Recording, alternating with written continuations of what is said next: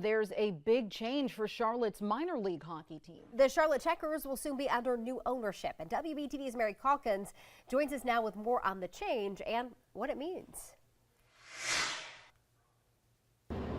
The new ownership group, Zawyer Sports Entertainment, may sound familiar to some, and that's because earlier this year it took over ownership of the Gastonia Baseball Club. Now, current Checker CEO Michael Kahn, he will become the largest minority shareholder, and he says even with the changes, the entire Checker staff will stay in place. We were there as the Charlotte Checkers staff were joined by city leaders and executives from the Florida Panthers, the Checkers NHL affiliate, for the announcement. In addition to the Gastonia Baseball Club, Zawyer Sports has several other minor league sports teams. Kahn says this change is ultimately about growth and having a managing partner who can expand the Checkers' footprint and commitment to Charlotte. We also learned the change will not impact the Checkers franchise affiliation with the Florida Panthers. In fact, they are reportedly eyeing an extension to the existing contract.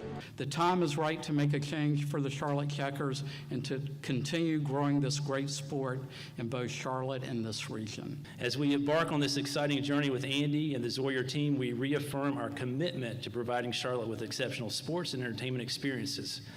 Together, we look forward to continuing the legacy of excellence and community spirit that defines Bojangles Coliseum and the Charlotte Checkers. Kahn says he will still be involved in the organization, though it's unclear who will carry the title of CEO. Again, this change goes into effect October 1st. The home opener will be played here October 18th against the Cleveland Monsters. Reporting in Charlotte, Mary Calkins, WBTV.